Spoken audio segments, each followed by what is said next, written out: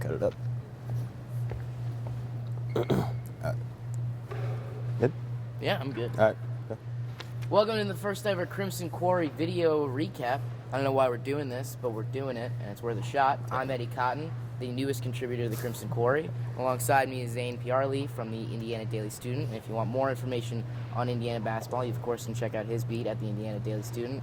And just to recap the game, Indiana in a must-win game, arguably, coming up against Michigan, losing 75-63, I believe. Yes. 75-63 after a poor shooting night from everybody around. 0 for 6 from beyond the three-point line in the first half, going down 35-25 at halftime, and not really able to figure it out at all in this game. Zan, what are your general thoughts? My general thoughts on this game is that, well, you talked about, the three-point shooting, how that was a struggle, and really just shooting overall. But when it comes down for me is the turnovers that Indiana is still making, and then the points off turnovers that Michigan was able to execute. 15 turnovers for Indiana, 20 points off turnovers for Michigan. And we saw last time when they played in Ann Arbor, 16 turnovers for Indiana, 28 points off turnovers for Michigan. So for me, that's what it comes down to right there.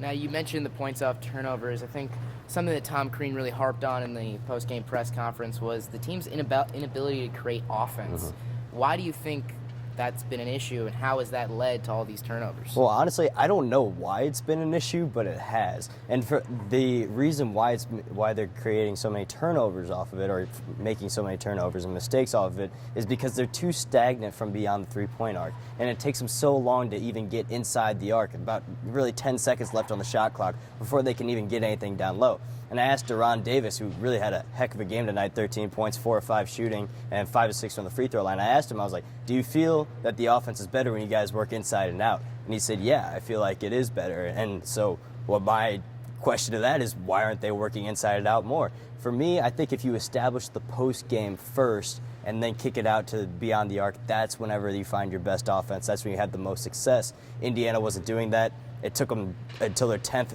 three-point attempt to finally make a three. And really, that's the moral of the story right there. Now, looking at a few of the individuals tonight, James Blackman Jr. had 6 points, Robert Johnson 5, Thomas Bryant with 8. Why do you think none of them could get into double digits, and why do you think they all struggled? Well, I think it goes back to what I just said, working down low and kicking out.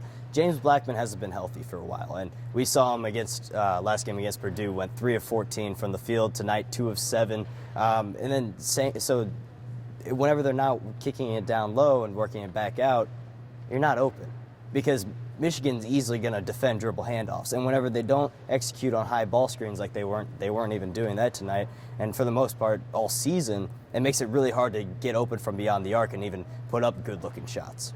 Now, it wasn't all bad. Yeah. You can make the argument that Deron Davis had a really impressive night. How do you think Indiana should utilize him moving forward? I think they're utilizing him really well off the bench. It's just who is around him and going to support him.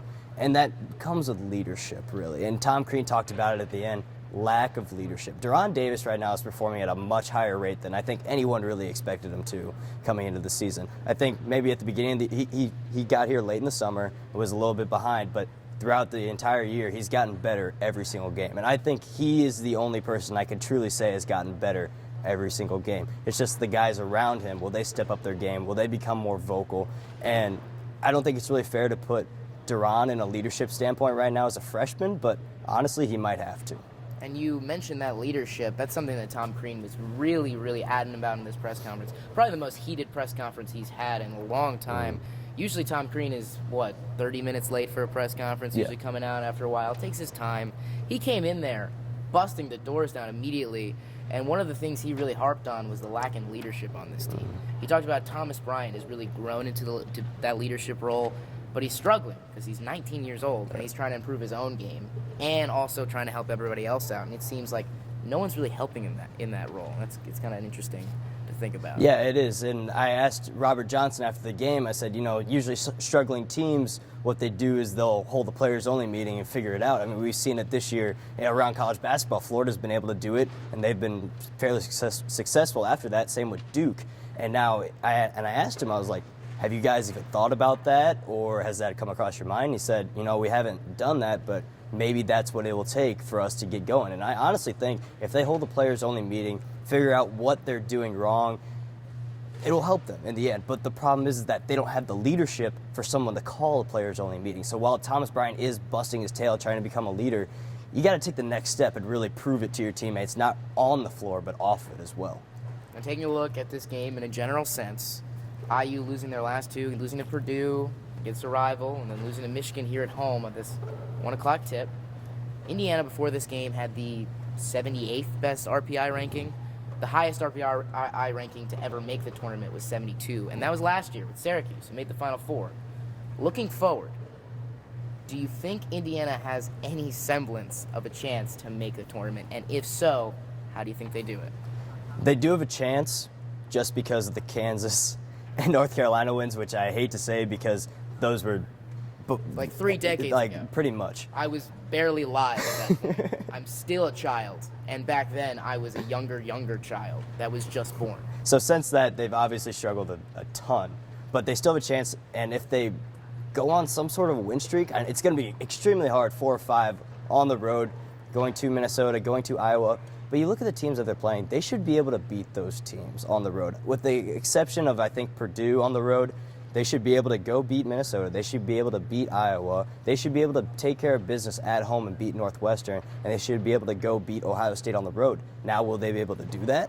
I don't know, because at the same time, they should be able to take care of business and beat Michigan on their home court, which they couldn't do today. So they do have the chance. And I think it's really going to come down to if they can make a run. And then also a strong Big Ten tournament play, which they've never showed. They've never won the Big Ten tournament. So it's going to be really hard for this team to make the NCAA tournament. Right now they're looking at an NIT bid. It's a strong statement to hear and probably a painful one to Yeah. hear. But that really wraps up our post-game recap, whatever this is. I don't know if we're going to do it again. If you like it, let us know. It was We'll try fun. It was fun. We might just keep doing it because it's fun. Yeah. There's only one more home game left. Well, scheduled. Fair. Until we get into the NIT. Damn it. And that's your Crimson Quarry recap. IU loses to Michigan, 75-63. They're good.